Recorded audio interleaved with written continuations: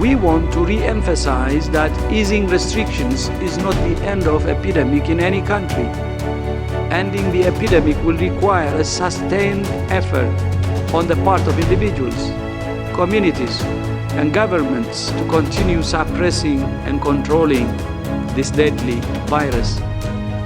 So-called lockdowns can help to take the heat out of a country's epidemic, but they cannot end it alone. Countries must now ensure that they can detect, test, isolate, and care for every case and trace every contact. Now, scientists have been trying to determine how the coronavirus pandemic will end. Our health expert has been looking at the many theories doing the rounds. A virus is a genetic information that needs to be within a cell to keep on existing. So to survive, the virus needs to keep on finding viable hosts to infect, and it needs to keep on spreading within a population. A pandemic only stops once the virus falls short from finding new viable hosts. And that's why when we're trying to put an end to a pandemic, we're trying to reduce what scientists call the basic reproduction number, or on average, how many people will get contaminated by an infected person. And if you're under the threshold of 1, then the virus is not spreading actively within a population anymore. There are, of course, many ways to reduce this R0. First of all, you could be dealing with a virus that's not very contagious in itself. That's what happened with MERS. Or it can be a virus that has mutated and has become less contagious. Or it can be sensitive to temperatures and stop, for instance, with summer. You can also reach herd immunity, so you're waiting for 60% of a population to get infected and to now be immune to the virus. Now, some countries have also put an end to certain pandemics with very restrictive sanitary measures and quarantine. That's what happened with SARS, for instance.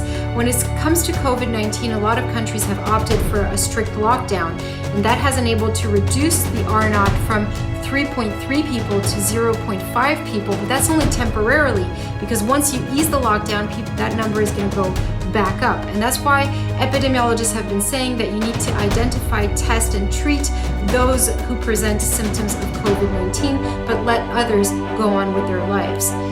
The last solution, of course, is a vaccine, and that's what happened with the N1H1 pandemic. That's how we put an end to that pandemic.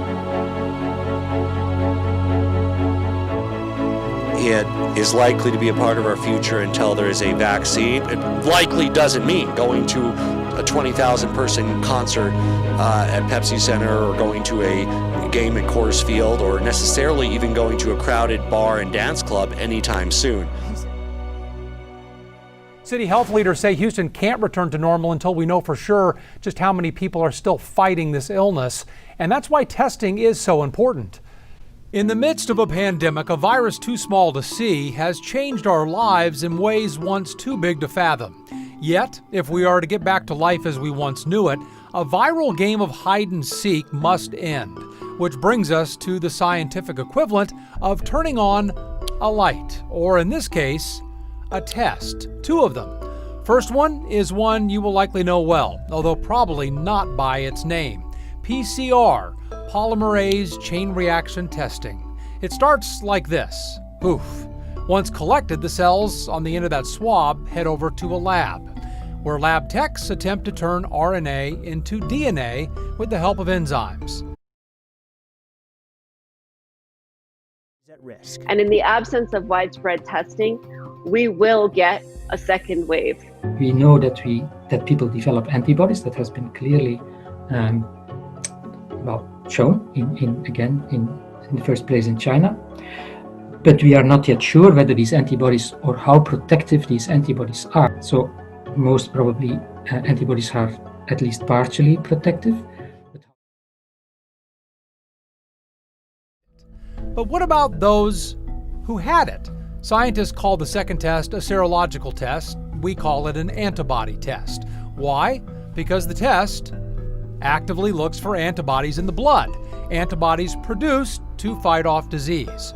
If you had novel coronavirus, even if you didn't know it, you will have antibodies, and those antibodies provide a level of immunity. As many as 1 in 5 infected with the virus doesn't show symptoms. But anyone with antibodies could go back to work, back to school, back to ERs and ORs without fear of infection. On the level of protective immunity that you get at the population level after this wave of infections, which we cannot really stop. I mean, we can mitigate it, we can flatten the curve, but we cannot really stop it, because at some point we will have to come out of our houses again and go to work again and go to school again. And yeah, nobody really knows when this moment is.